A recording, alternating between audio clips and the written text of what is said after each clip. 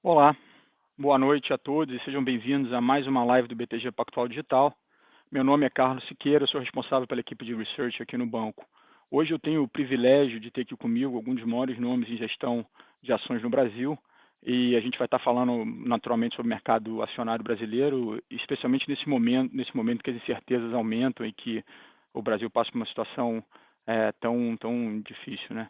Eu tenho aqui comigo o Léo Linhares, fundador da SPX, ao Bruno Garcia, fundador da Trux, e o André Caldas, fundador da Clave Capital. Pessoal, muito boa noite, muito obrigado aí pela presença de vocês, pelo tempo. Eu queria começar o nosso papo hoje, abrir com a seguinte pergunta. Vocês acham que a gente hoje, e eu vou pedir para os três responderem essa pergunta, acho que ela é importante para a gente começar. Vocês acham que hoje a gente está no pior momento da crise sanitária e de restrição de atividade econômica? Ou seja, você acha que a partir desse ponto as coisas começam a melhorar ou ainda vão piorar mais um pouco antes da gente começar a ver a luz no final do túnel? O que os investidores podem esperar para os próximos meses? Eu vou abrir com o Bruno. Bruno, por favor, se você puder abrir, e aí a gente segue para o Léo e para o Caldas também. Obrigado, Bruno. Obrigado a todos. Bom, boa noite. Prazer estar aqui com vocês mais uma vez. Poder bater um papo, né? Acho que vai ser vários formatos de bate-papo. E a primeira pergunta é super difícil, né? Quer dizer, é uma encrenca essa primeira pergunta, né? Quer dizer, a gente não é especialista em saúde, em pandemia, então é dar pitaco naquilo que a gente não conhece, a chance de errar é tremenda, né? Mas na minha modesta opinião, a gente ainda não passou pelo pior, não. A gente está começando a fechar o Rio de Janeiro sexta-feira, por exemplo, né? Está endurecendo as regras começando a fazer um processo de lockdown em alguns estados, em algumas cidades, né? E o processo de vacinação está caminhando bastante lento, né? Então acho que até ele fazer um efeito nas pessoas e conseguir imunizar um pedaço suficiente de pessoas para poder combater e poder frear pandemias, que pode demorar um certo tempo, né? Ontem estava vendo uma estatística bem ruim do Chile, né? O Chile deve estar uns 40, 45 dias adiantado em relação a gente, né? E lá, mesmo com uma vacinação 40, 45 dias adiantado em relação a gente, a doença continua crescendo ainda, né? Então dá um certo medo e acho que a gente tem que ser humilde aqui, né? Nessas previsões, né? Acho que é muito, muito difícil prever qualquer coisa, mas se eu tivesse que chutar, botasse uma arma na minha cabeça, eu falaria que pioraria antes de melhorar. Obrigado, Bruno. Vou pedir para o Léo, se você puder elaborar também um pouco aí nessa questão. Tá. Carlos, boa noite. Agradecer ao BTG pela oportunidade de estar aqui falando. Como foi dito, é difícil falar, mas a impressão que ainda piora, eu acho que pelo menos, né, assim, eu acho que a gente não está longe, né, dado que o mercado também tende a antecipar essas coisas, a gente não está tão longe do pior momento, tá? Eu acho que pelo menos na parte de vacina, seja de quantidade, seja de aplicação, talvez nos próximos 30 dias a gente comece a melhorar. O chato é que, como o Bruno falou, tem um lag, se você olhar, poxa, seja experiência chilena, né? E lembrar que a vacina ela começa a funcionar de uma forma muito concentrada ali nos estratos mais idosos, e o efeito dela principal, talvez, é principalmente na hospitalização e mortes, né? Então, se você for ver, no Chile está começando a funcionar ali, na parte de 70, 80 anos, se você for ver, já embicou o número de casos e mortes, entendeu? Quando o total ainda está explodindo, né? Então, a gente vai ter que controlar essa decepção, porque vai demorar um pouquinho mais, não só a quantidade, que eu acho que essa está chegando, tá? Na margem está começando a chegar, mas talvez essa decepção, né? Porque ela já demora 14 dias e ela, né, para começar a funcionar, eu acho que o grande problema vai ser segurar talvez as expectativas, principalmente não só econômica, que se você for ver até recente, né, ontem saiu um índice de expectativa do comércio e nós voltamos para os níveis mais baixos desde abril do ano passado, né? Mas eu acho principalmente do meio político, né? Então esse que eu acho que é o grande risco, tá? Eu acho que assim a única convicção ou certeza que a gente tem é que esse para-ordenado, lockdown e vacina, ele funciona, você só tem que dar o tempo, né? Então, as vacinas estão chegando, né? E eu acho que caiu a mensagem, seja até um pouquinho na presidência, no governo, e seja, né, acho de forma geral, com as medidas que estão sendo tomadas, eu acho que a gente vai melhorar, tá? Apesar da sensação que a gente ainda piora um pouquinho antes de melhorar, tá? Mas eu acho que o problema maior, tá, vai ser controlar, eu acho que esse lado político mesmo, essa ansiedade, tá? Mas acho que é isso. Não, legal, Léo, faz todo sentido.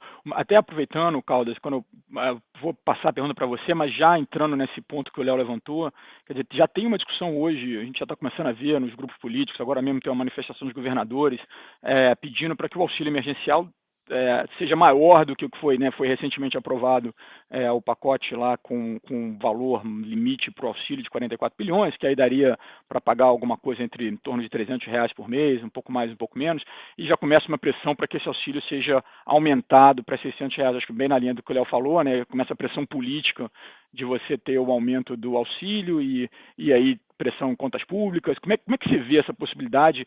E até, eu já estou fazendo uma pergunta em cima da outra, mas já falando um pouco também sobre se aprovar, o que isso significa do ponto de vista de situação fiscal e pressão fiscal.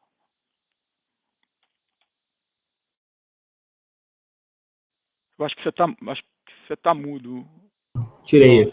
Boa. Então, obrigado, BTG, obrigado por essa oportunidade, é uma honra estar com vocês, estar com esses dois gestores craques, para mim é uma mega oportunidade de discutir boas ideias. Vamos lá.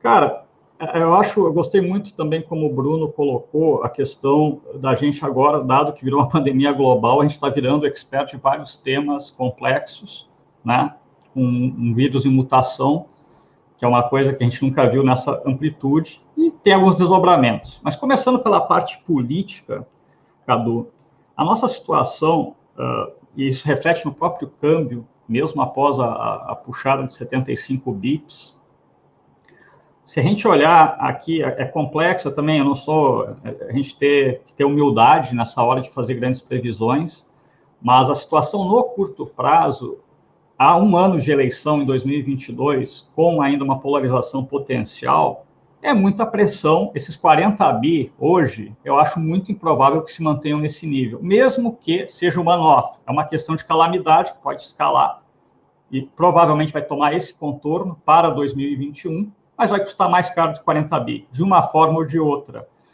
O PIB provavelmente vai ser revisado para baixo nesse ano. A gente vai ter uma pressão muito grande para pegar um valor abaixo de R$300, o próprio Paulo Guedes já revelou de forma bastante séria e disciplinada que se houver uma segunda onda, um bump tão agressivo na confiança, a gente está vendo isso, como o Léo colocou, a gente vê os números que eu estava lendo no final de semana, os dados de confiança, tanto dos empresários quanto da população, o nível de desemprego que vai subir ainda, eles são muito desafiadores para que esse auxílio seja suficiente. E a gente está numa questão que o fiscal realmente não tem espaço e o monetário está apertando, até por uma questão de taxa real que estava muito desequilibrada. Então, essa questão toda torna o país, no curto prazo, um pouco mais sensível a essa dinâmica. Acho muito improvável que os 40 bi sejam suficientes, dado o tamanho do desafio que a gente tem. Quando você me coloca a questão se a gente está no pior ponto, eu concordo com os dois, é difícil, a gente não é médico, eu acho que nenhum médico, um infectologista, o cara do Fauci lá sabe exatamente a dimensão. Porém, tem duas dimensões que são importantes.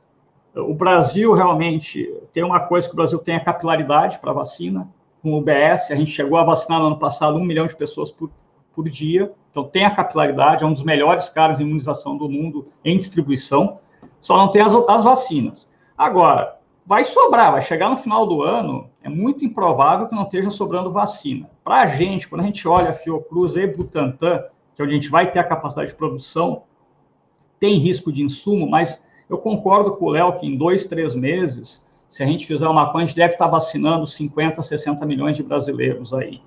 Então, quando você me pergunta do ponto de vista da epidemia, com toda humildade, eu também não sou médico e esse problema é um problema novo, em mutação, mas me parece que a pandemia vai ter uma curva achatando em 2, 3 meses. A questão o povo vai ter a disciplina, porque a vacina, como a gente está vendo no Chile, ela também não é que tu toma a vacina e tu vai para a rua. Mas do ponto de vista da pandemia, me parece que o pior pode vir em 2, 3 meses, seria uma dimensão. Agora, a dimensão da gente, como a gente, no cenário de incerteza, encaixa o político e a economia brasileira, é mais complexo. Porque a questão do fiscal, do nível de ajuste dos juros, né? Isso vai causar um pouco mais de erosão no sentimento aí das pessoas. Não, legal, obrigado, André. Eu também acho. Até pegando o gancho no que você colocou sobre mais gastos, né, ou a possibilidade dos gastos aumentarem, eu vou passar aqui para o Bruno a batata quente e perguntar para ele, bom, se o governo tiver que gastar mais, e talvez tenha que gastar mais por causa da situação, você acha que isso está precificado? O mercado já está esperando? O Caldas falou que ele acha que vai ter que aumentar. Você acha que o mercado já precificou esse aumento? A gente viu que as curvas longas abriram um pouquinho nos últimos dias, mas você acha que isso já precifica essa pressão fiscal maior, Bruno? Quer dizer, você acha que o mercado já está refletindo isso, a expectativa está incorporada? Assim, é muito difícil falar sobre o que o mercado precifica ou não, né? Você teria que fazer uma média, uma pesquisa com os agentes, ver quantos % das pessoas consideram essa uma realidade, né? E por aí vai. Mas, assim, na minha impressão, está virando meio que um cenário base, né? Eu acho pouquíssimo provável que o governo pare por aí, né? Acho que esse auxílio emergencial, infelizmente, é um valor pequeno, né? Quer dizer, pode ser muito para um país que está quebrado, doando, mas para quem recebe é um valor pequeno. Vai existir uma pressão do Congresso muito grande para poder ou aumentá-lo ou prorrogá-lo, né? E vai existir uma pressão muito grande do Congresso também para poder reeditar alguns programas que foram feitos e deram certo ano passado, para evitar demissões nesse período mais complicado que a gente vai ver agora, né? E eu não estou vendo no governo uma vontade política muito grande de bater de frente com o Congresso e de tentar segurar a situação. Já vi o Ministério da Fazenda, o presidente com certeza não existe, mas mesmo o Ministério da Fazenda já achando que é tolerável fazer um orçamento de guerra 2.0, né, de novo para esse ano. É ruim, a gente está flertando com perigo, a gente tem uma dívida PIB super alta, que é uma das maiores países emergentes, está voltando a subir juros agora, um bom pedaço da dívida pós-fixada, né, de curto prazo.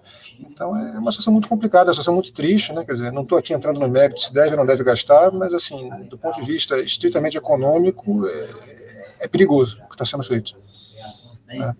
Não, legal, Bruno, obrigado, eu concordo. Mas é um dilema realmente, porque por outro lado, exatamente o que você falou, né? Tem um monte de pessoa desassistida e 250, 300 reais é muito pouco para quem não consegue voltar a trabalhar, né?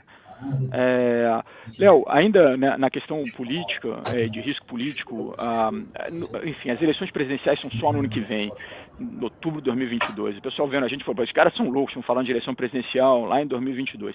Normalmente, realmente, em 2021 a gente não seria um ano mais calmo, né? O negócio começa a esquentar mais na virada do ano. Mas esse ano teve um evento diferente. A gente teve a possível volta do ex-presidente Lula ao cenário político, ou talvez político eleitoral, né? E isso pode alterar um pouco o cálculo político ao longo de 2021, né? Como é que se vê essa possibilidade do ponto de vista de risco de política econômica, de política de maneira geral, mas até política econômica também, uma antecipação muito grande do cenário das eleições presidenciais de 2022 para 2021? Carlos, eu concordo que parece distante, mas assim, vou dar do meu efeito prático do que ocorreu e na forma de pensar. Primeiro, parece que você tornou o mercado brasileiro mais capeado. Capeado em que sentido? É difícil você ter uma enorme animação, dado que eu acho que, por mais que seja incerto e longe, parece que o cenário eleitoral do ano que vem piorou. Piorou em que sentido, eu acho, principalmente? Piorou que, partindo do princípio que aumentou muito a chance do Lula ser um candidato do PT e um candidato viável, competitivo, eu acho que diminuiu a chance da gente ter um sonho que seria o grande sonho, de ter uma alternativa de aparecer de centro-direita, aí de centro, levando a eleição. Tá? Então, na minha opinião, da linguagem que a gente gosta de falar aqui em mercado, eu acho que piorou o charme do mercado brasileiro. Você coloca mais val e, na minha opinião, você diminui, de forma geral, o upside dele. Tá? No caminho até lá, eu acho que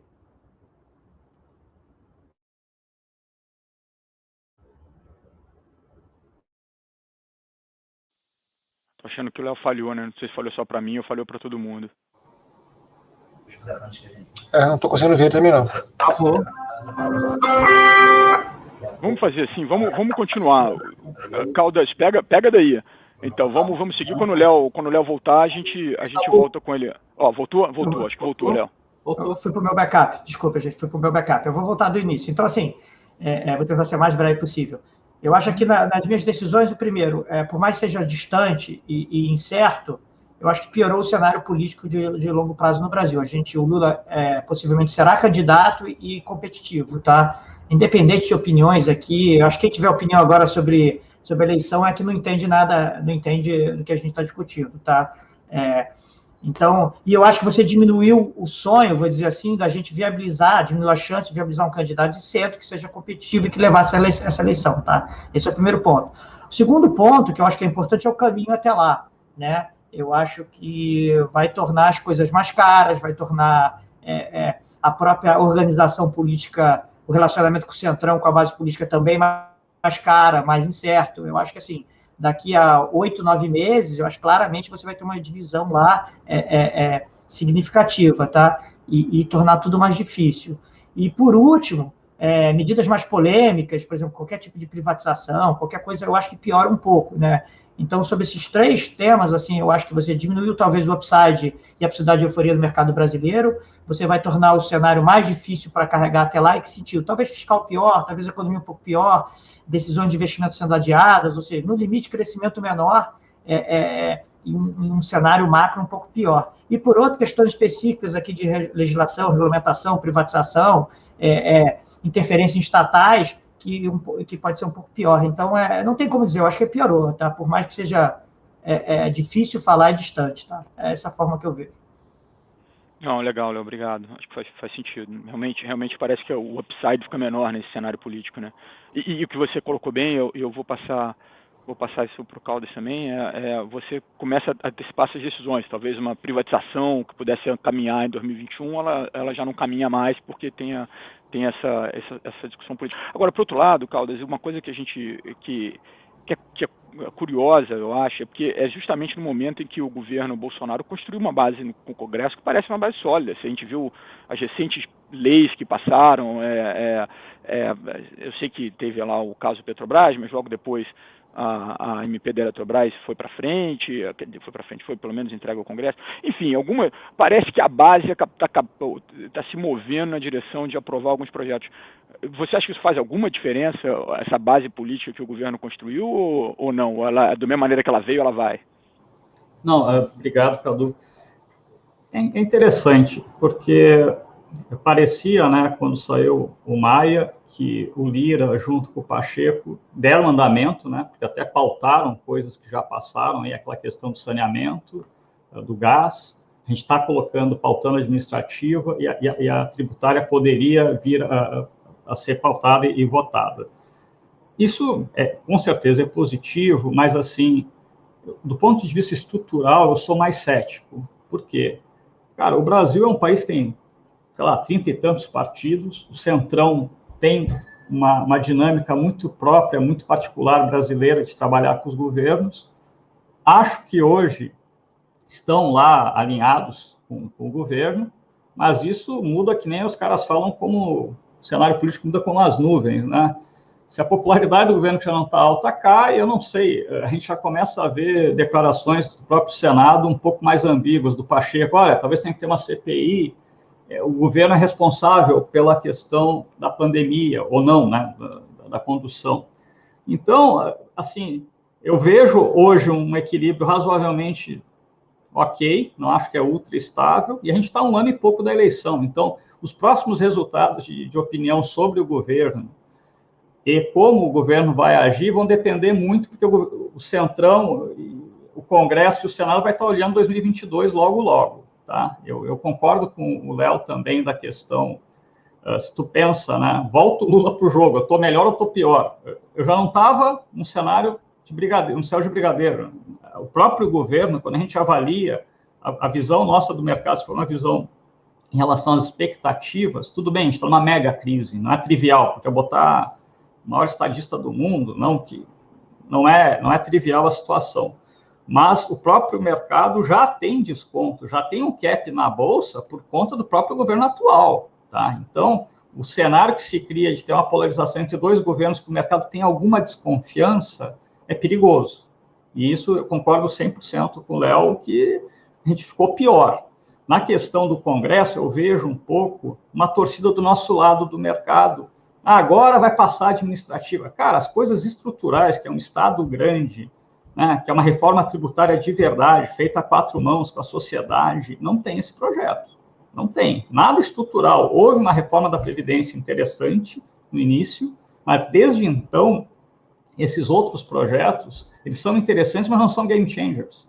A gente não vê isso e eu fico preocupado, porque vai ter pressão política para a eleição, num país que tem uma situação fiscal delicada, e o governo vai estar muito pressionado, ainda mais com o crescimento de um candidato mais, vamos dizer, esquerda populista que polarize o ambiente. Então, não somente o risco da esquerda aumenta, como o próprio Léo colocou, o risco do governo jogar de forma menos liberal aumenta também. Tá?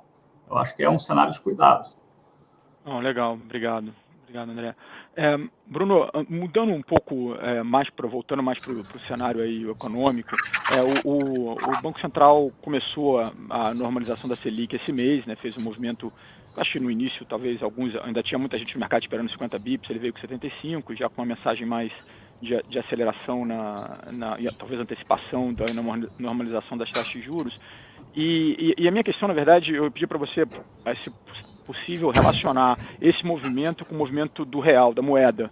Quer dizer, será que esse movimento de normalização das juros é o suficiente para manter o real, ou para apreciar o real, ou evitar que ele deprecie mais, pelo menos, ou não? A dinâmica da nossa moeda está muito mais ligada com a questão político-fiscal do que com o movimento de Selic no curto prazo?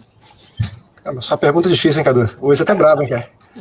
Tô escolhendo você a dedo, né? Não, mas assim, porque são questões macroeconômicas e questões que são muito difíceis de responder. Assim, o que eu posso afirmar com convicção é que esses juros a 2%, com a inflação comendo solta no Brasil, de fato atrapalhou bastante a gente, né? Qualquer modelo quantitativo que a gente faça de previsão de aonde deveria estar o real, dado as relações de troca, dado o preço de commodities, dado a balança comercial, mostraria um real muito mais na casa de 4,30, 4,70 do que na casa de 5,50, né? Ou seja, um pedaço grande do movimento de depreciação cambial tem a ver com juros baixos que perdurou por muito tempo e que era insustentável, né? Quer dizer, acho que a gente não está pronto institucionalmente para ter esses juros baixos, acho que a inflação na metade do ano vai lamber 8%, GPM rodando a 30%, então eu acho que esse processo é saudável, acho que essa alta dos juros tem que acontecer de fato, né? Estava sendo muito ruim para o país, e acho que a prova disso é que a curva estava perdendo o steepening demais, estava inclinando muito, né?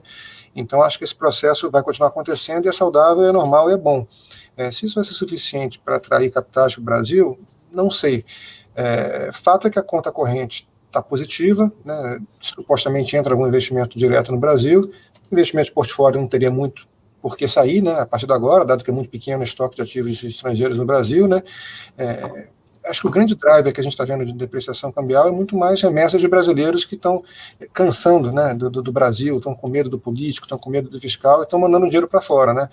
Será que se você está preocupado com o Brasil, preocupado com a solvência, preocupado com o país batendo cabeça e indo para uma eleição que vai ser um fla-flu ano que vem, te darem 2 ou 3% ou 5% de juros a mais é suficiente para você ficar? Acho que não, né? Então, assim, acho que ajuda, com certeza, normalizar os juros, né? Faz o real seja uma moeda mais atrativa, né? Piora o carrego, né? Você pega desde do comunicado do Banco Central da decisão de subir 75 basis points, real até andou bem durante alguns dias, mas acho que não é suficiente para estancar a depreciação, não. Acho que a depreciação é mais uma questão estrutural ligada a uma desconfiança em relação ao futuro do país, no fiscal e no político. Não, perfeito, Bruno. Vou aproveitar o gancho do câmbio, Léo, e... Ficou mudo, Cadu? Desculpa, acho que travou aqui. Obrigado, Bruno. Léo, eu queria pegar esse gancho do câmbio e falar um pouco sobre, aí já olhando mais um pouco sobre estratégia mesmo de investimento e alocação em setores diferentes, quer dizer, muita gente tem usado, tem se protegido de um cenário mais difícil no Brasil comprando ações de exportadoras, né, de empresas exportadoras. Como você vê, e aí talvez falando sobre exportadoras ou investimentos fora, como é que você vê essa possibilidade de nesse momento mais difícil, fazer investimentos em empresas que tenham menos dependência da economia local e estejam mais expostas à economia global e se beneficiam de um real mais depreciado, como é o caso das exportadoras? Sobre o câmbio, eu vou fazer só complementando a análise do Bruno, uma coisa que a gente tem um pouquinho diferente lá no mercado nessas pesquisas, a gente não, apesar do Brasil, se olhar, está crescendo menos que o mundo, apesar do Brasil estar com termos de trocas extremamente favoráveis, tá? Nossas transações correntes do ano que vem ainda é negativo em 1 a 1,5%, tá? Então, nos choca, a gente está falando de um câmbio que em PPP, de qualquer forma que você olha, parece caríssimo, está gerando num cenário de preços de ainda muito positivos e que o mundo cresce mais que o Brasil, com transações correntes de 1,5 negativo, tá? Então, eu acho que além de tudo que o Bruno falou, eu acho que existe uma decepção com o modelo brasileiro. Olha, a gente está com um problema estrutural de produtividade na economia, tá? Assim, talvez seja na parte de saúde, celular, internet, tecnologia, importações, serviços, até a própria conta de lucros e dividendos, né? Então, assim, transações correntes é decepcionante quando a gente olha, tá? Dito isso, tá? Como é que a gente tem feito, né? A gente tem partido do princípio que o câmbio, não que vai ser muito acima desse 5,50, mas esse câmbio de 5,50, ele, para quem faz conta e para quem olha, dado o cenário esperado de commodities, mesmo você normalizando alguns preços, ele é muito positivo para o grupo de empresas de forma geral, tá? Então, se você olhando nesse sentido, a gente está tendo um sonho para uma exportadora de commodities, você está tendo um mundo crescendo, com alguns desgargalos e alguns problemas de ofertas, e o consumo de bens caiu muito pouco no mundo, então você está tendo um cenário perfeito, que é preço para cima com um câmbio extremamente valorizado em termos reais, né? Então, a gente tem se aproveitado disso, tá? A gente acha que as commodities, de forma geral, o nível podendo 2 anos de forma geral, e aí estamos falando minério, papel e celulose, petroquímico, aço, todas são para baixo, mesmo agrícolas, todas são para baixo, mas mesmo assim, dado a incerteza que a gente coloca, e se a gente não tiver um câmbio, na linha que o Bruno falou, né, num câmbio muito mais normalizado, ou seja, usando esses modelos, eu ainda vejo de forma quase generalizada um risco-retorno atrativo, tá? Então, a gente tem se aproveitado um pouco disso, tá? É óbvio que na linha do que o Bruno falou, eu fiquei um pouco surpreso na margem, eu particularmente, né? E talvez decepcionado, que a gente começou talvez um movimento de normalização de taxa de juros, né? Que eu acho saudável e importante, mas dada a confusão que a gente está tendo, dada essa piora que está tendo, talvez a gente, mesmo com vendas recentes do Banco Central, a gente não vai ter essa ajuda para o cenário interno, seja na parte de inflação, tá? Seja na parte de dar uma calmaria, né? Seja de tirar um pouco pressão de um câmbio talvez um pouquinho mais valorizado, tá? Eu acho que a gente não vai ter, não, tá? Vai ser vida dura, tá? Mas da nossa parte tem sido isso, assim. Se você me perguntasse, principalmente eu considero que o mercado geralmente antecipa essas coisas, tem uma série de mercados de commodities que eu acho que a partir do segundo semestre começa a arrefecer, tá? Mas quando você coloca esse par ordenado, eu ainda acho que o retorno ainda, de certa forma, é atrativo, tá? Não estou falando um pouquinho de forma generalizada, tá? Mas eu ainda acho que, assim, não acabou ainda, tá? Obrigado, Léo. E, Caldas, aí, ainda seguindo nessa linha, aí eu vou fazer 2 perguntas para você, que eu tenho que fazer uma pergunta difícil para você, que se eu deixar para o Bruno de novo, aí o cara vai achar que eu estou de marcação. Então, eu vou fazer 2 juntas. Uma é o seguinte: BDRs, faz parte o BDR, ou compração nos Estados Unidos, isso faz parte dessa estratégia de proteção, diversificação, tentar sair um pouco da exposição à economia local. E ainda na linha das commodities, uma commodity que também os preços subiram recentemente bastante é o petróleo. Só que aí tem a Petrobras. E aí é que vai a pergunta: o que você acha de Petrobras nesse nível? E aí levando em consideração tanto o cenário commodity, por um lado, e o cenário político, por outro, vai. Então, agora o Bruno não pode mais reclamar. Mandei uma bomba aí para você. Não, obrigado. Não, vamos lá. Cara, aliás, deixa eu fazer um parênteses só para acrescentar e fazer a pergunta ficar um pouquinho mais complicada, cara. Acabou de ser agora que 4 diretores da Petrobras acabaram de renunciar, cara. Opa, melhor ainda, hein? Sim. Não, hoje teve a última reunião, né, do manager anterior, passado. Então, vamos começar pelas BDRs, um pouco mais tranquilo. Tem uma dinâmica, Cadu, que para a gente lá, a gente entende que tem uma certa sinergia de cobertura de coisas que são meio transversais aí e as tecnologias meio que são globais, né? E nisso a gente vê sinergia, não vê problema e a gente vai estar aberto para fazer esse tipo de investimento. Quando a gente está olhando, vamos dizer, por exemplo, uma empresa, a Meli, aqui, a gente tem que olhar muito que foi a Amazon lá fora, perfeito? Mesmo que agora é uma fintech, tudo bem, mas eu estou dizendo que tem coisas que são sinérgicas para essa equipe cobrir e isso eu não vejo nenhum problema num primeiro momento, até tem times. Tem outras gestoras fazendo uns mega times bons, especializados lá fora. A gente está com um modelo inicial diferente. A gente tem caras cobrindo alguns setores que têm papéis lá fora, que tem muito a ver com o que a gente olha aqui dentro, ou vamos olhar aqui dentro, eventualmente, porque vai ter uma evolução. Isso eu acho que está bem dentro do nosso escopo, tá? Não vejo problema. Agora, a gente já não tem a habilidade ou a ambição de cobrir todo o varejo americano. E tem gente que faz muito bem isso. Acho que o Pactual fazia um fundo que já fazia isso muito bem, né? Tinha 5, 6 caras cobrindo varejo. Hoje a gente não tem essa estrutura.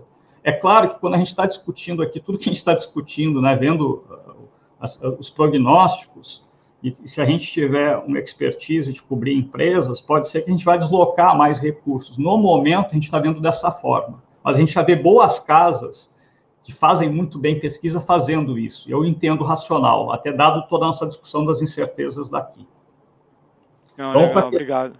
A questão mais difícil aí, cara, eu vou te falar, no quarto TRI, do terceiro para o quarto TRI, tinha uma dinâmica interessante, porque ali a gente estava bem animado com as commodities, por quê? Porque você estava entrando no modo de global growth, as pessoas todas colocando isso nas premissas, e você não via isso nas commodities. Você via um óleo a $34. Isso virou do terceiro para o quarto TRI. Uma das duas coisas estava erradas. Ou não haveria uma recuperação global, ou esse negócio não viraria. Isso de forma geral. E havia uma desconfiança também com China, que foi arrefecer um pouco. Quando tu olha, até os modelos de iron ore, todo mundo falava, é uma questão de tempo para esse negócio sair do 100 e pouco, vai para 70. Essas dinâmicas, eu acho que o quarto TRI deu essa questão do reflation e permitiu um nível de descompressão, de um aumento de confiança de que a gente teria um mundo voltando ao normal, principalmente US e China, não haveria uma grande ruptura, e nisso, até como o Léo colocou, se tu olha ativos como minério e celulose, são ativos que eram e ainda são oportunidades. O oil tinha essa questão, não acho, assim, eu acho que uma coisa que o Bruno colocou, fazer previsões sobre temas complexos, são coisas difíceis. O oil a 30 com global growth parece unlikely? Parece, mas a OPEC, lá antes da pandemia, já tinha dado uma decisão em janeiro, fevereiro, que o oil chegou fora, está lá negativo. Mas, dito tudo isso, o que eu acho que aconteceu no caso das mineradoras, a gente via que elas não investiram, a Rio Tinto parou de investir em 2011, 12, e aí acabou criando um cenário muito bom que justifica, acho que celulose e minério, tranquilo. O oil, o que acontece? Ele já entrou num patamar de um equilíbrio, agora um pouco mais, vamos dizer, interessante. No caso da Petro, ela segue barata em relação aos peers, desalavancou bastante, teria um programa de desinvestimentos, né? Aprovou a venda da primeira refinaria hoje. Quando eu olho ela num bottom-up, e ela, com a questão do pré-sal, ela mudou muito o lift cost dela. Hoje ela suporta, tirando as do Middle East, ela é uma das mais competitivas do mundo. Num ciclo que todos os globais estão encurtando o duration dos seus portfólios. Né? Capex em outras coisas, a Petro não. Mas isso dito, tudo isso, eu quero dizer o seguinte, a Petro é um ativo atrativo, mesmo num cenário que as petroleiras estão investindo em outras linhas. O risco político também aumentou muito. Eu acho que as pessoas têm que considerar isso do tamanho da alocação. Minério é mais tranquilo, mesmo dentro todo o rally que a gente já teve. E não é uma questão só de câmbio. Se tu botar o câmbio lá a 4,90 e botar um minério a $100 e poucos, indo para 90, 80, você vai querer ter. Acho que é o mesmo ponto até que o Léo colocou, a gente se sensibiliza, você não vê uma destruição de valor brutal. Celulose tem que acompanhar um pouco melhor a adição de capacidade, vai ser grande. A gente teve vários anos aí, cada ano dava um acidente, e a Suzana andou bem. Mas na Petro, o que me deixa mais preocupado é essa questão política. É isso que o gestor tem que ter, uma volatilidade ajustada para esse ativo. Ainda mais a questão do Lula, acho que só vai causar aí sim um pump um pouco maior, tá? Não sei se eu respondi de uma forma clara. Não, com certeza. Obrigado, André. E aí, até pegando esse gancho também quando você falou, André, sobre comparar empresas no Brasil com seus pares lá fora e fazer uma análise onde você consiga ter algum edge. Vou passar para o Bruno aqui. O que a gente viu agora, Bruno, talvez último mês, foi uma pressão de venda sobre as empresas de tecnologia, né? E elas ajustaram, acho que naturalmente mais que o resto do mercado nas últimas semanas. E a gente no Brasil começou a ter um grupo de empresas de tecnologia, né? Os IPOs recentes trouxeram mais empresas de tecnologia para a Bolsa, já tinha algumas outras que já estavam aí. Então, hoje a gente pode dizer que existe um setor de tecnologia ou investimento em tecnologia no Brasil de tamanho suficiente para estar negociadas em Bolsa. Como é que você vê essa pressão que teve lá fora, esse ajuste de preço que teve nas empresas de tecnologia, com o estágio em que as empresas de tecnologia no Brasil estão hoje e a perspectiva de crescimento que elas têm pela frente? Quer dizer, você acha que aqui a gente está num estágio que a oportunidade é muito grande? Como é que você vê, como é que você compara o que aconteceu fora com as oportunidades de investimento em ações de tecnologia aqui no Brasil? Legal, assim, então, ótima pergunta, né? Quer dizer, eu acho que esse movimento tem duas explicações possíveis, né? Quer dizer, a primeira explicação é que boa parte dos recursos dos investidores lá fora foram alocados em empresas de tecnologia ao longo dos últimos, 10 anos, né? Foi o grande maná, foi a grande salvação de todos os gestores ativos lá, né? E especialmente com a pandemia essa alocação se acentuou, né? Quer dizer, e agora, pós a descoberta das vacinas, pós a eleição do Biden, quer dizer, começou um processo de rotação que o dinheiro voltando para as empresas tradicionais de varejo, industriais, bancos, né? Então essa rotação está acontecendo, né? Não é de hoje, está acontecendo ao longo dos últimos, 4, 5 meses, e está se acelerando recentemente agora. Por que está se acelerando recentemente agora? Acho que tem muito a ver com o processo de alta de juros no mercado americano, né? Os dados da economia americana estão muito fortes, o Fed continua estimulando, né? Toda qualquer entrevista do Powell ele deixa claro que tão cedo ele não vai retirar estímulo da economia até você ter pleno emprego. O governo federal fazendo um pacote importante de auxílio para a Covid agora, tem também a questão de infraestrutura. Então, assim, essa perspectiva de economia americana overheating, né, quer dizer, super acelerando, e um medo que o Fed eventualmente pode ficar atrás da curva, ou seja, que a inflação pode voltar e não ser um fenômeno temporário, pode ser um fenômeno um pouco mais permanente, faz com que o mercado precifique uma alta na curva de juros americanos, especialmente nos vértices longos, 10 anos, 30 anos, né? E isso pesa muito nas empresas de tecnologia que têm uma duration muito longa, né? Quer dizer, o fluxo de caixa delas é muito lá na frente, né? Elas queimam caixa, não obviamente todas, né? Mas a boa parte das empresas de tecnologia, né? Especialmente as non-profitable, né? Que é um setor que está sofrendo muito lá fora, ligado a software, ligado a empresas que estão na etapa inicial de desenvolvimento, estão sofrendo muito porque ela pega dinheiro no curto prazo e devolve no longo prazo, né? E um processo de alta de juros é mortal, é muito difícil para quem tem essa dinâmica, né? Então acho que ajuda a explicar um pouquinho do que está acontecendo lá fora, né? E mesmo quando você pega o Nasdaq, né? Os Nasdaq do high deve ter caído alguma coisa, 10%, uma coisa próxima disso, né? Não tão mais forte do que isso, mas você tem uma gama de empresas lá fora, especialmente as mais líquidas, as empresas que estão numa etapa anterior do ciclo, que não são lucrativas, quer dizer, que caíram muito mais do que isso, né? Então, quando você pega o mercado brasileiro, acho que tem um pouco a ver com isso, né? Esses IPOs recentes, acho que tirando uma local web que já tem mercado há algum tempo, acho que boa parte das empresas aqui, especialmente as listagens novas, tem muito pouco tempo, né? São empresas muito novas, né? Empresas que têm um fluxo de caixa muito longo, boa parte delas não gera lucro e queimam caixa no curto prazo, estão sofrendo muito por essa questão da duration mais longa e pela questão da liquidez também, né? Acho que na hora que cai, você tem pouca cobertura. Acho que vou fazer um parênteses aqui, quer dizer, esse processo de IPOs no Brasil, apesar de ser um processo interessante, porque traz novas empresas para o mercado, acho que está sendo um processo muito complicado, porque não é razoável você trazer 60 empresas no horizonte de 3 meses, 4 meses, é impossível para qualquer gestora cobrir esse número de empresas, né? Acaba que boa parte delas a gente acaba não cobrindo, e aí fica concentrada a liquidez na mão de poucas pessoas que cobriram e que compraram no deal, e na hora que cai, o que precisa acontecer para uma empresa dessa cair, para chamar a atenção da gente, para a gente passar a cobrir uma empresa que a gente não cobria e ter coragem de comprar? Quer dizer, é muito difícil, né? Então acho que esse processo se acentua nesse sentido, né? Então, eu quebraria o setor de tecnologia em dois grandes grupos, né? Quer dizer, uma são as empresas mais conceituadas, empresas que estão aí, geram caixa, geram lucro, sei lá, uma Mercado Livre, uma Stone, no qual eu acho que é mais palatável, dá mais coragem de você ir contra o mercado e você comprar, porque você sabe que o lucro dessas empresas é crescente, que elas estão entregando receitas crescentes ao longo do tempo também, e que tá certo, o PL delas ainda é muito alto, mas é tudo mais constante, à medida que elas entregam receitas e lucros crescentes ao longo do tempo, o chão vai ficando mais perto, né? E você tem aquelas empresas empresas que são não lucrativas, muito pequenas, que negociam múltiplos de receita, de repente uma empresa de software que negocia, sei lá, 5 vezes receita, 10 vezes receita, quer dizer, aí o chão é muito mais longo, né? E não dá tanta coragem de comprar, não. Seja pela liquidez, seja pela ausência de lucro de curto prazo, né? Não, legal, Bruno. Não, total. Acho que é isso que a gente está vendo acontecendo agora. Seguindo aqui com o Léo, vou pegar o gancho aí do Bruno com ofertas de ações. A gente tem, se eu não me engano, a gente tem 45 ofertas entre lançadas e arquivadas da CVM nessa janela agora, que precifica e começa a precificar agora em abril. E a minha pergunta para você é, independentemente, além de todo o desafio que é acompanhar 45 novas empresas, listagens, cobertura, o que vai olhar, o que não vai, mas, na verdade, a pressão que isso pode exercer nas ações que já estão listadas. Quer dizer, o gestor que quer comprar um IPO que está vindo, se não tiver entrando dinheiro novo no fundo, ele vai ter que vender alguma coisa para comprar. Como é que você vê esse processo? Você antecipa aí uma forte pressão?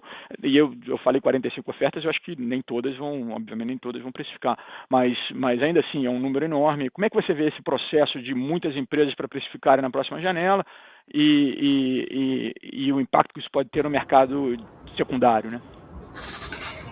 Carlos, eu particularmente acho que a maioria dessas 45 empresas, assim, não vai vir, tá? Não vai. O mercado está fechado, está fechando, está fechado. Vão ser casos muito específicos de maior liquidez e em setores ainda com algum apio, né? Com alguma... que aí você vai ficar muito concentrado, talvez em saúde, alguma coisa. No resto, entendeu? E eu acho na linha de um pouco do que o Bruno falou, tá? Eu acho que o mercado de IPOs, principalmente no Brasil, de forma geral, quando a gente fizer qualquer análise estatística, o resultado dele, quando você olha o ciclo completo, ele não é muito bom, não é muito positivo. Eu vou dar um exemplo, nada demais, não sei se você viu hoje a transação do BIG hoje, tá?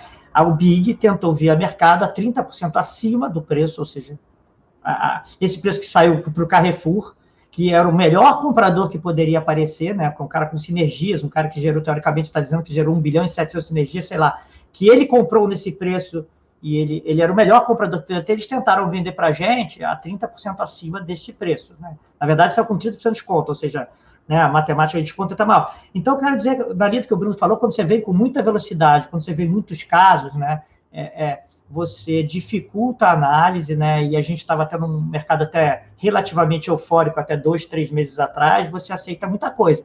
Na margem, dado o que está ocorrendo, dado o que ocorreu com os IPOs recentes, dado o apetite, dado o nível de valuation, eu não acho que vai ter espaço para 45 empresas de jeito nenhum, tá? Eu vejo algumas empresas saindo, ou os preços, né, que os vendedores vão ter que vender vai ser bem abaixo do que a expectativa que está sendo colocada, tá? Então, essa é a minha impressão. Mas, claramente, sempre o mercado tem que fazer esse movimento. É difícil fazer isso globalmente, esse impacto globalmente é muito difícil, tá? Isso foi no passado, quando o mercado brasileiro estava melhor, ou seja, quando o governo brasileiro ia fazer uma emissão de perto de 40, 50 bi, era um negócio que pesava, as emissões do BNDES na parte Vale, etc. Mas quando você vem com muito mais empresas em setores empresas em setores diferentes, o que acontece é que o mercado acaba sentindo muito menos, porque aí entra a pessoa fazendo um investimento específico, fazendo uma alocação específica, você às vezes consegue trazer um investidor especialista lá fora, tá? Mas a minha opinião, dado esse mood que nós estamos, dado mesmo lá fora, tá? Eu acho que o mercado está fechado para essas 45 empresas por enquanto, que venham, assim, o conceito em relação a elas é só, acho que o apetite vai ser baixo, tá? Ou nós vamos ter que mudar bastante o preço do que elas querem vir. Essa é a minha impressão.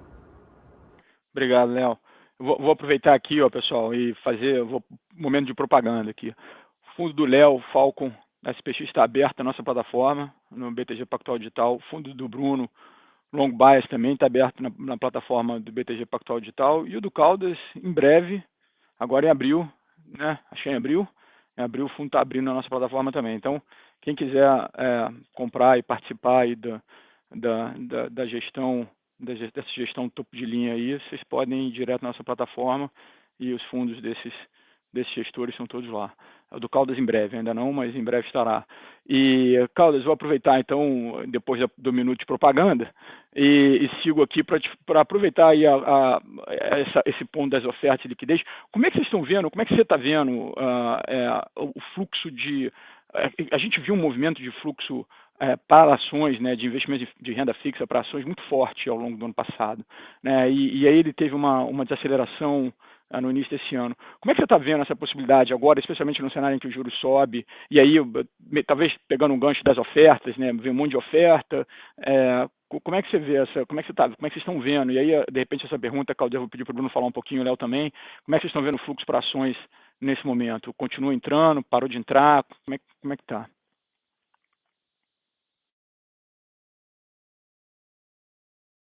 Eu acho que você está fechado aí, Caldas. Opa, vamos lá.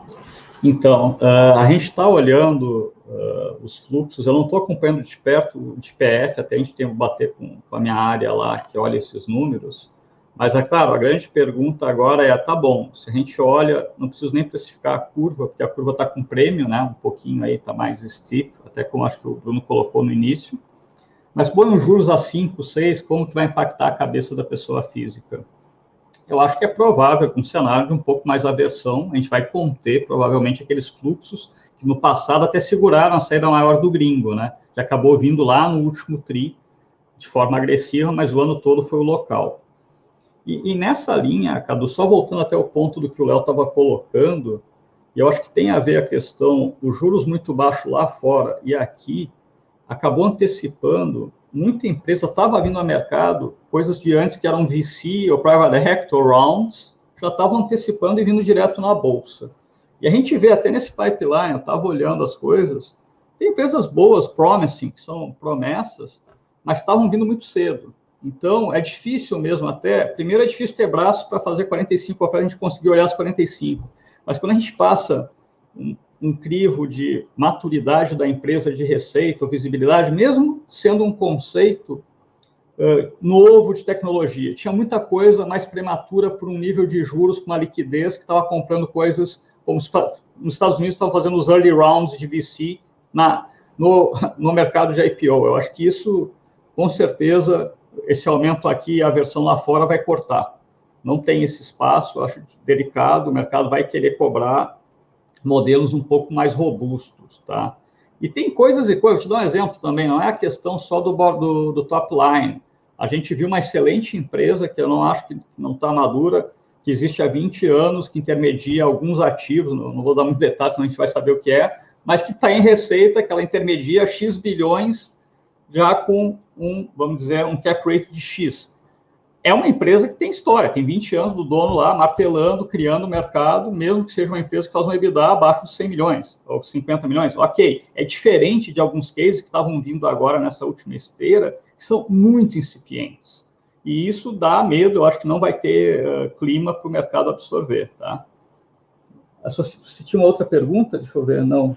Não, acho que era isso mesmo, Carlos. Era mais essa. Na verdade, eu ia perguntar para o Bruno e para o Léo também, aí nessa linha do como é que eles estão vendo o fluxo para fundos de ações nesse momento. Assim, se vocês continuam vendo apetite ou se esse apetite diminuiu. Acho que nas últimas 2 semanas, de fato, deu uma leve diminuída, mas assim, como nossos fundos têm boa parte fechados, quer dizer, tem aberto em pouquíssimas plataformas, eu não sei dizer se é uma coisa que tem a ver com a gente, né, que está com os fundos de ações fechados e com pouquíssimas captações residuais acontecendo, ou se tem a ver com o mercado como um todo, né? E assim, se eu puder pegar um gancho aqui e corroborar as palavras do Léo, concordo completamente com o que ele falou, quer dizer, essa questão do IPO no Brasil é um escárnio, cara. Lá fora, na média, os IPOs andam, sei lá, 10, 20, 30%, depois são precificados em um mês. Aqui no Brasil ficam no 0 a 0, quando muito, né? Acho que está sendo muito mal feito, e concordo também com o Caldas quando ele fala que várias empresas que eu acho que são prematuras servindo para o mercado, ter feito IPO, e estão pulando aí uma última etapa de VC, um pre-IPO round, e vindo para o mercado direto, e o que vai acabar acontecendo é que são empresas pequenas e líquidas, que não têm um histórico tão longo e que podem se complicar ao longo do caminho. Boa, Bruno, obrigado. Léo, alguma opinião no fluxo? Sobre a parte de fluxo, a minha impressão é que o estrangeiro, obviamente, ele tem sido vendedor, tá? O local APF, seja em fundos e seja via participação direta, ainda tem sido comprador, tá? Olhando os fluxos, e eu acho, enquanto for nessa dinâmica, quando cair, ele continua comprando levemente, longe de ser... Fevereiro foi um ano, por exemplo, foi um mês que, por exemplo, eles compraram pra caramba, tá? Mataram a bolsa no peito, tá? Eu estou um pouco mais preocupado olhando, e obviamente, porque existe, obviamente, A gente aqui que trabalha, a gente sabia que aquele juro de 2 era insustentável, mas ele trouxe uma legião, né? A gente pode falar em financial deep, a tecnologia que foi colocada na mão das pessoas, né? O tempo, eu acho, mas eu acho que se a curva estiver levemente correta, e a gente está falando, né? Se eu pegar a curva, obviamente ela tem prêmio, mas a curva janeiro 22, ela indica um juro final de ano de 7%, um CDI de 7%, tá? Mesmo que seja 6, alguma coisa mais baixa, né, eu acho que, de novo, a gente vai ter um CDI, de certa forma, pelo menos competitivo. Então,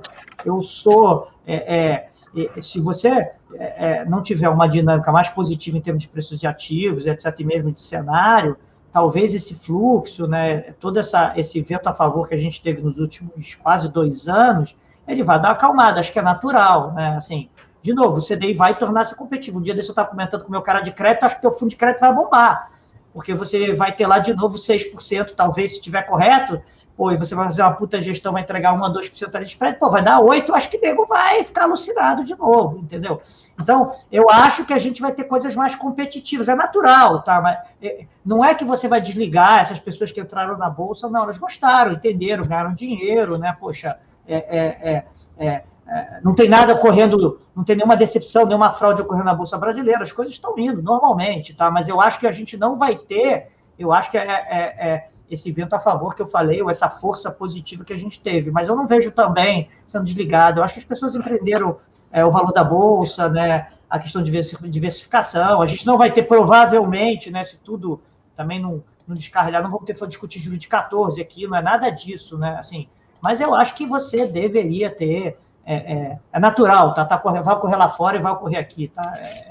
Eu vejo só um pouco mais calma, entendeu? Nesse fluxo. Ainda não ocorreu. Tá?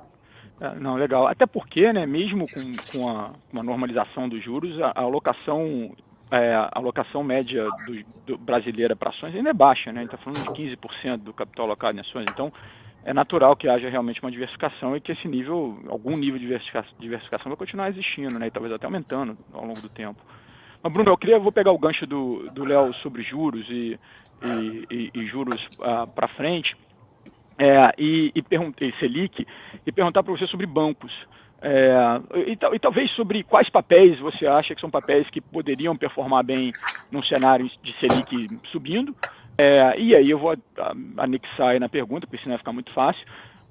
Qual é a sua visão sobre bancos? Como é que bancos, aí eu estou falando de bancos mais tradicionais, tem os bancos digitais, eu estou falando dos bancos mais tradicionais. Então, Cadu, eu tenho uma dificuldade no investimento em bancos, porque eu acho que no médio prazo eles estão muito, sei lá, prejudicados, ferrados, não sei, quero achar uma palavra legal aqui que possa dizer, porque assim, eu acho que todas as linhas de receitas que eles têm estão sobre ataque, né? Quer dizer, acho que a parte de tarifas nem se fala, a parte de investimentos nem se fala, seguros ainda está razoavelmente defendido, mas acho que é uma questão de tempo, e crédito acho que é o último castelo que vai cair, né, à medida que as empresas de fintech começaram a atuar mais forte no crédito, né. Então acho que os bancos vão ter que se reinventar, né, vão ter que cortar muito custo, vão ter que mudar com toda a plataforma deles de tecnológica, né, vão ter que migrar para a nuvem. Então eu tenho uma dificuldade muito grande assim de olhar, e não quero citar nomes, mas um banco tradicional, o Bradesco, por exemplo, que é um banco excelente, mas que será que ele vai conseguir passar por essa transformação? Será que ele vai conseguir virar um banco digital? Será que ele vai conseguir cortar custos? Será que ele vai conseguir transformar o relacionamento que ele tem com os clientes, o user experience do cliente, parecido com o que a gente está vendo no Nubank, parecido com o que a gente está vendo no Mercado Livre, nas plataformas como um todo, né? Porque o que a gente está vendo é que cada vez mais está complicado separar o que é setor financeiro, o que é e-commerce, o que é serviço. Quer dizer, a gente está caminhando para um mundo, aliás, um relatório super interessante que vocês soltaram hoje dos super apps, né? Quer dizer, dos aplicativos que fazem tudo, né? Então, o Inter começou como Banco Inter, agora a plataforma do Inter virou um marketplace, dá cashback, tem cartão de crédito. Eu acho que esse é meio que o futuro, né? Quer dizer, e eu tenho uma dificuldade de ver como é que os bancões tradicionais vão lidar com esse cenário, né? Por outro lado, tudo na vida tem preço, né? Quer dizer, você está falando de bancos que estão negociando, sei lá, 8 vezes PL, alguma coisa próxima disso, que se beneficiam eventualmente de um processo de alta de juros. Então, pode ser que no curto prazo eles tenham um respiro, né? Quer dizer, o negócio está 8 vezes PL, vai para 10 vezes PL e continua sendo barato, só que subiu 25%.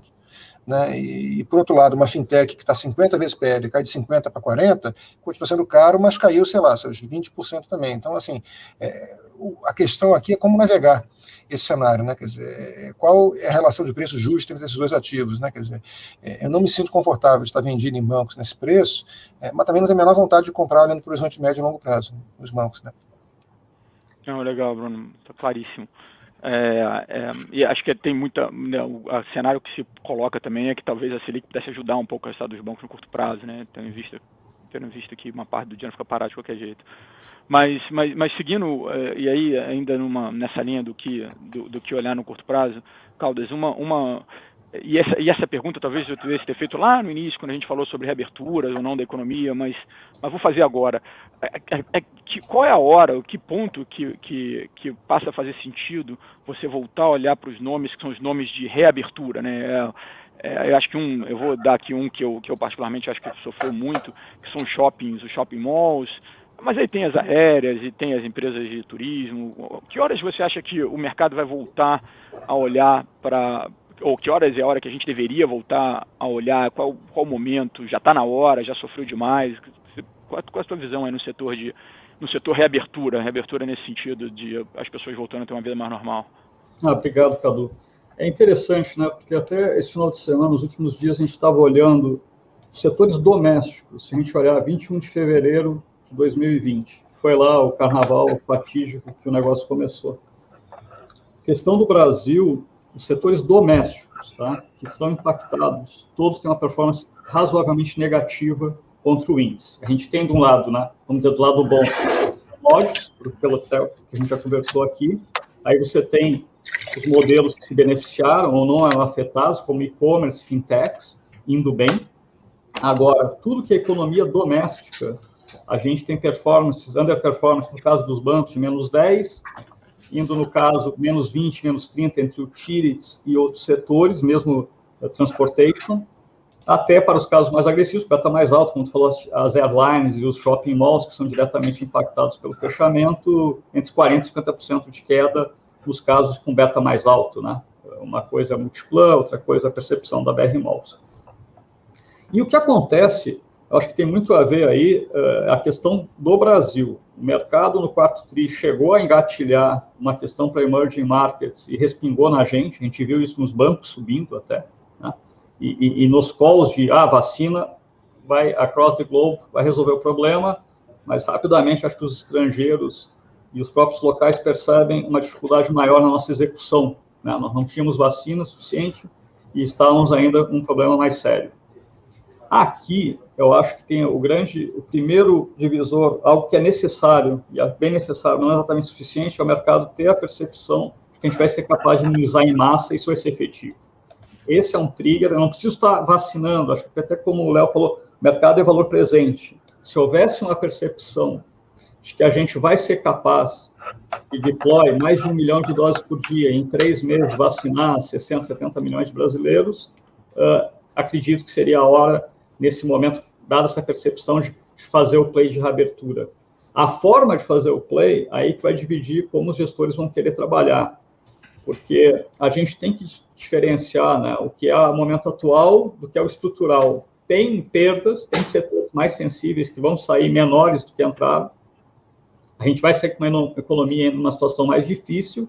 Então, a gente aqui prefere jogar de uma forma usando quality, caras que já eram bons, vão se beneficiar dos seus rivais saindo do mercado e aí trabalhando no mercado de forma gradual, onde o mercado vai derriscar isso. É como se para os domésticos virassem, entre aspas, estatais hoje. O CAI aumentou, e não é de forma, vamos dizer, injusta, mas dado uma questão que hoje o mercado não tem visibilidade. Quem ia com a tua primeira pergunta? A primeira pergunta foi, nós já vimos o pior da crise, eu acho que nós três não temos essa visibilidade do pior, mas o que o mercado quer ter confiança é de que vai ter vacinação em massa. E esse eu acho que seria o principal trigger, a confiança do mercado que vai ter esse estoque.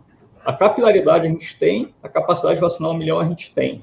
Então, isso eu não estou pessimista, eu acho que o desafio do gestor é escolher os bons ativos, tipo a Renner, eu posso ter uma discussão se ela é barata ou cara, mas eu acho que é um ativo de qualidade que está sofrendo com fechamento. esse é um cara que é um tipo de cavalo que eu acho interessante, se o investidor estiver confortável com o valuation, ele olhar. As questões dos shoppings são mais polêmicas, tem gente com visão mais negativa do estrutural do shopping. O e-commerce acabou acelerando isso, né, na pandemia. Agora, o vestuário, tem setores que a pandemia acabou acelerando algumas tendências que são negativas, education, sofreu muito também. Só que é um setor que o EAD acabou crescendo, e para os cursos que não tinham tanta, vamos dizer, qualidade, não é AGV, essa questão do cara aprender a fazer o EAD ou ganhar vai ser ruim. Então, a reabertura não vai beneficiar todos da mesma forma, pelo contrário.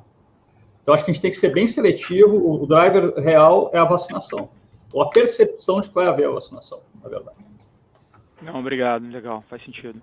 Léo, assim, ainda na linha dos setores, um setor que a gente não falou aqui, que é um setor grande, importante na Bolsa Brasileira, é o varejo, né, de maneira geral. O Caldas tocou no nome Renner ali, quando ele está fazendo os comentários dele, mas de uma maneira geral, para o setor de varejo. E aí eu vou pedir para você, talvez, relacionar um pouco do o auxílio emergencial ou não auxílio emergencial agora no início, um auxílio que talvez seja pequeno, a extensão da pandemia, a inflação em alta. Como é que você vê esse cenário, que é um cenário, acho que talvez espera-se que seja de curto prazo, com o setor de varejo, por favor? A minha impressão, tá, Carlos, assim, é que tentar operar ou tentar fazer alocação de recurso baseado nesse auxílio, ou mesmo nos lockdown, nos fechamentos, nas surpresas negativas que a gente vai ter nos próximos 2, 3 meses, eu acho difícil e complicado, ainda mais para fazer num tamanho razoável, tá? Então, dada a minha preocupação, né, com o cenário de longo prazo, o que a gente tem feito na parte de varejo, a gente tem tentado ver em coisas simples, tá? Coisas que eu, por enquanto, saia da discussão, que eu acho que ela é extremamente relevante, que o Bruno colocou. O preço mais relevante, eu acho que a gente, quando faz qualquer alocação de risco no mundo, está mudando na margem, que é o juros longo americano e mesmo no Brasil. O fato está mudando. A gente pode achar que ele está indo de mais, de menos, mas ele está mudando. A gente está entrando no ciclo de puxada monetária, a gente está com curvas inclinando, né? Então, isso faz com que você, principalmente em alocações de ativos de duration mais longa, independente que seja, né? Mas o varejo brasileiro, pela qualidade dos seus ativos, etc., e mesmo o consumo de forma geral, você tem um componente disso ali dentro. Tá? Então, dado que eu não sei onde vai parar, e dado que eu acho que você teve, talvez, excesso cometido nos últimos 12 meses nesse sentido, eu estou mais conservador esperando ver até onde vai as pessoas, em tudo que é ativo de qualidade do duration long, eu gostaria de ver até onde vai este movimento. Então, acho que ele não acabou, de forma geral, não só lá fora, como aqui dentro. Tá? Tudo isso, na parte de consumo varejo, eu estou tentando coisas simples, assim, coisas que as pessoas, a minha percepção é que as pessoas, seja por preconceito, ou seja porque não entendem, ou seja porque não querem, não estão olhando, né? E seja porque quando eu olho o meu cenário e vejo um cenário ok, o valuation ok, o upside e o retorno é ok, eu aguento, e no cenário ruim não me afeta tanto. Então, vou dar um exemplo de um papel, por exemplo, que ele é meio... Eu acho que ele é diferente, ainda mais que as pessoas estão olhando para o Açaí, por exemplo. O Açaí, para a minha opinião, é um cara legal. É uma ação legal. Legal porque eu vejo números muito positivos, eu vejo um negócio melhor do que as pessoas veem, tá? Recentemente ela foi expulsa de alguns índices e eu acho que nesse valor de mercado ele vai voltar, né? Acabaram de vender 800 milhões a 1 bilhão de reais, eu acho que no prazo de 12 meses vão comprar esse 1 bilhão de reais de volta. Eu vejo um controlador que, por mais que a gente tenha aqui, cara, um preconceito enorme, eu tenho, tá? Mas eu venho acompanhando os 6 meses, ele está fazendo tudo direitinho, tá lá, né? A ação da Pão de Açúcar até se valorizou na margem, etc.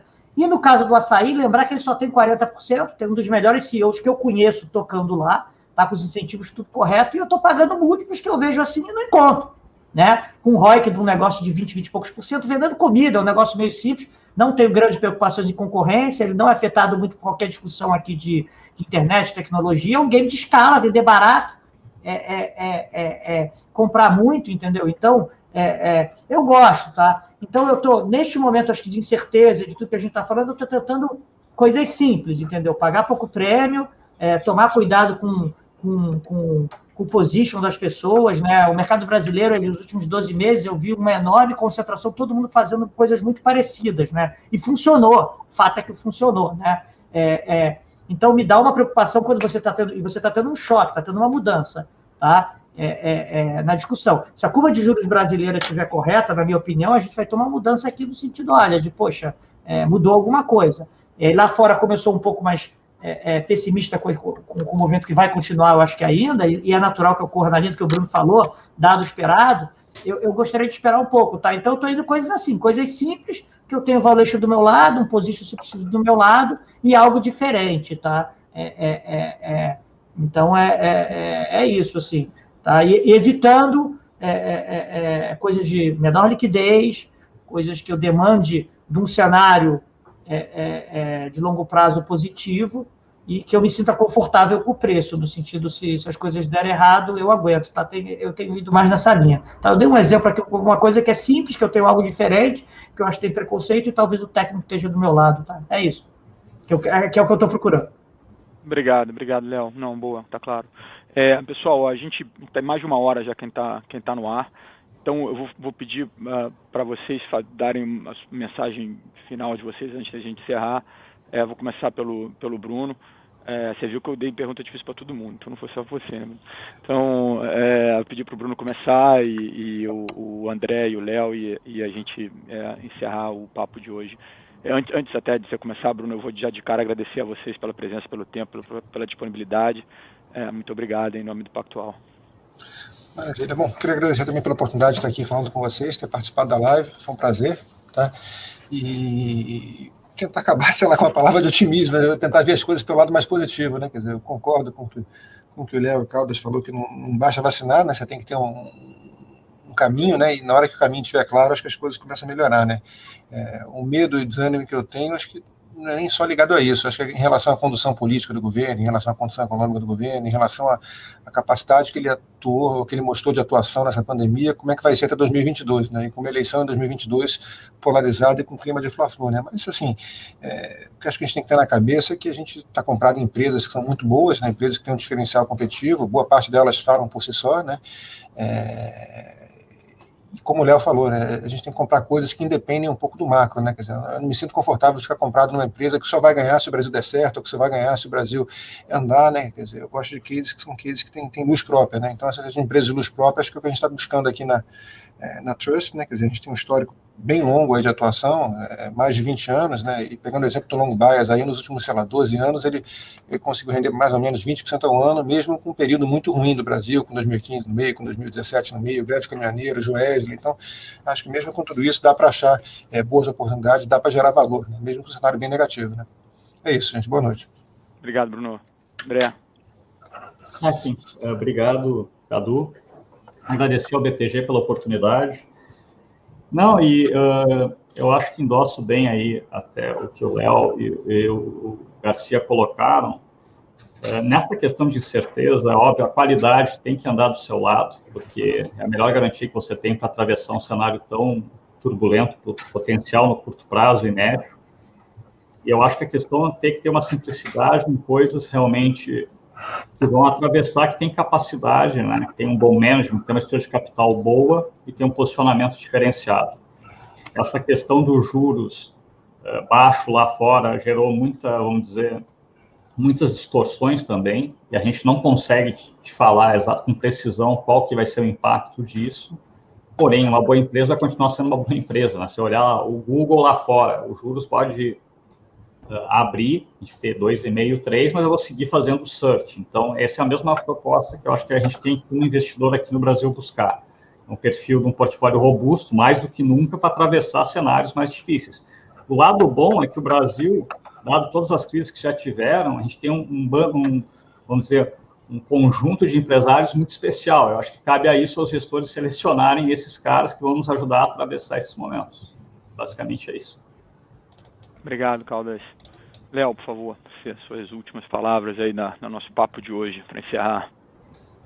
Como a gente costuma falar no SPX, né, a gente não é otimista nem pessimista, a gente tenta montar um cenário e olhar os preços, né? A graça é que, dado a eficiência dos mercados, geralmente cenários complicados e difíceis geram preços bons, né? O que a gente tem que ter a confiança é que institucionalmente o Brasil vai aguentar, né, esses próximos 2 anos. Então, eu compartilho da preocupação que o Bruno colocou na parte política, né, a parte as instituições, está com a qualidade da política econômica. Eu sou bem tranquilo na linha também do que foi dito aqui com a qualidade média das empresas brasileiras. Poxa, não é à toa que, né, os gestores brasileiros conseguiram gerar valor, porque eu acho que as empresas ruins, as empresas foram quebrando, foram ficando ao longo do caminho. Eu acho que houve uma boa seleção de empresas. Então, se você for ver a média, a indústria foi eu acho que, né, ela foi...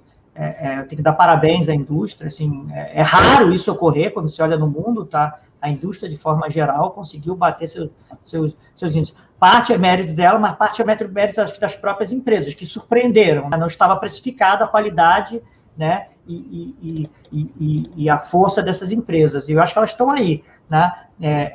Eu acho que mantido é isso que a gente falou. Eu acho que os 2 próximos meses vão ser bem difíceis, mas a minha impressão é que, por mais que a foto seja ruim hoje, e eu não, realmente, eu estou com uma enorme dificuldade de olhar o filme no Brasil a médio prazo, ele não está muito bom, mas eu acho que a foto daqui a 3 meses parece que vai ser melhor do que agora, tá? Eu só acho que a gente tem que, por mais que vai ter alguma piora fiscal, por mais que vai ter alguma coisa, a gente não pode quebrar de forma muito significativa a confiança do investidor, a confiança no cenário e no cenário que a gente está tendo, tá? Vão ser meses difíceis, mas eu ainda volto ao ponto. Era necessário que a gente começasse a puxar os juros, né, que era importante. Era necessário que as vacinas funcionassem, e parece que por mais que ela demore, decepcione um pouquinho, elas estão chegando, estão atrasadas, né, estão muito atrasadas, mas parece que em 2 meses a gente vai ter uma situação bem melhor que agora, né? Então,